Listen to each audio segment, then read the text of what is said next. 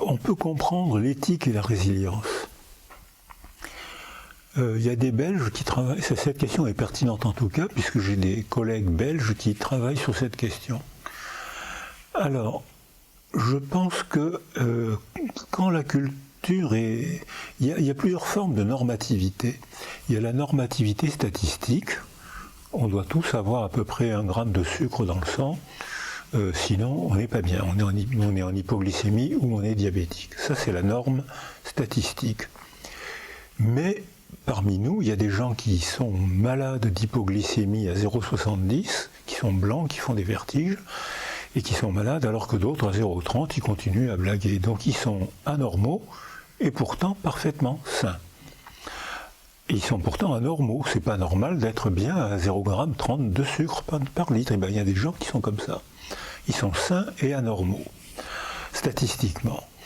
Donc nous, psychiatres, psychologues, on doit avoir une normativité axiologique, c'est-à-dire que c'est la personne qui est près de moi qui doit dire c'est normal pour moi.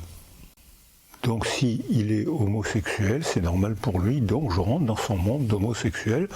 Moi qui ne suis pas homosexuel, ça m'étonne et ça ne me dérange pas, je rentre dans son monde d'homosexuel. C'est la normativité axiologique.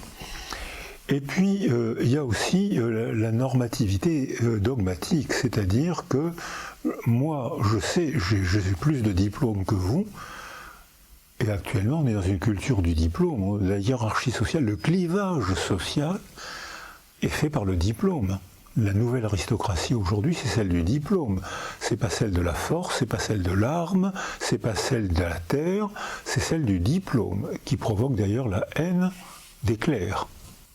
Donc, cette forme de normativité, beaucoup de gens la revendiquent, hein, parce que c'est la pensée paresseuse, parce que c'est les amoureux de la certitude. Ah ben voilà, mon chef, que ce soit un chef religieux, un chef idéologique ou un chef scientifique, j'admire mon chef scientifique parce que je n'ai qu'à répéter ses phrases pour obtenir un poste, parce que si je lui plais, j'obtiendrai un poste, et hop, on voit un dogmatisme scientifique se mettre en place. Alors que c'est le contraire de l'esprit scientifique. Dans l'esprit scientifique, il faut aimer le débat, il faut jouer au débat. Dans les groupes auxquels je participe sur la résilience, on est souvent régulièrement pas d'accord. On joue à celui qui argumentera « Ah ben non, je suis pas d'accord, on se met pas d'accord. On va inviter un tel, ça fait 20 ans qu'elle travaille sur le sujet, on l'a fait tout le temps. On va l'inviter, on va voir ce qu'elle va nous dire. » Et là, du coup, il y a le jeu de l'argumentation, il y a le doute, il y a l'érotisation du doute, alors qu'il y a des gens que ça met en colère, le doute. Avant, on avait des certitudes. Un gosse sans famille n'a pas de valeur. Un enfant sans famille est voué à la délinquance. Et on ne s'en occupait pas. Et en effet, le fait de ne pas s'occuper de ces enfants les vouait à la délinquance et à l'arrêt des développements. Donc on fabriquait ce qu'on craignait. Et dans la résilience, il y a une attitude que beaucoup de scientifiques n'aiment pas, c'est qu'on est obligé de travailler en groupe puisqu'on ne peut pas tout savoir.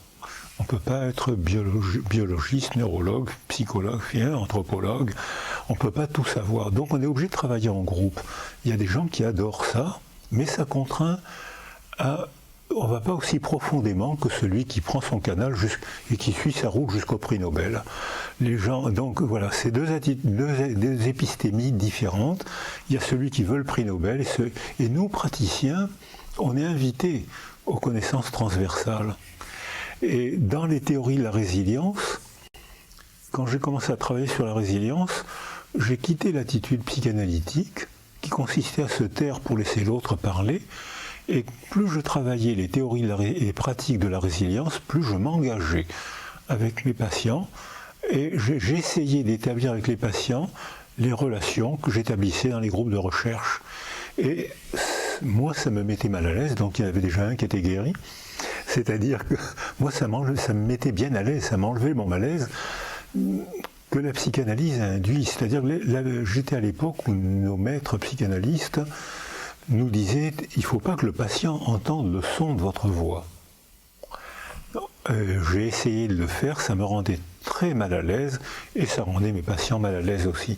Dès que j'ai commencé à travailler les théories de l'attachement, je me suis engagé avec les patients, ils se sentaient plus à l'aise et moi aussi. Donc on était deux à se sentir plus à l'aise et je regrette de ne pas avoir compris ça plus tôt.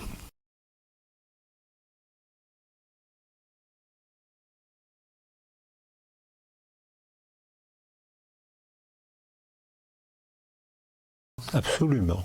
La résilience est un chapitre des théories de l'attachement, donc qui n'est pas opposé à la psychanalyse. Bowlby et Marianne Ross étaient psychanalystes. Bowlby était même président de la Société britannique de psychanalyse. Et puis Freud et Lacan étaient neurologues, donc c'était pas opposé. C'est la dérive sectaire des psychanalystes qui, pendant 10-20 ans, a fait croire qu'il y avait un dogme de vérité, c'était la parole freudien. Et au point de vue éthique, quand on croit sans critique, c'est le chemin du fanatisme. Parce que Yankelevitch, qui a traduit Freud, était bilingue allemand-français. Mais il détestait la psychanalyse et il a fait des contresens. Est-ce que ces contresens étaient des contresens volontaires ou des contresens qui lui ont échappé, des lapsus qui lui ont échappé parce qu'il n'aimait pas la psychanalyse? Et les psychanalystes vénéraient les contresens de Yankelevitch. Et quand on a refait la traduction, quand les PUF ont refait la traduction de Freud, il a bien fallu reconnaître que beaucoup de psychanalystes avaient vénéré des contresens.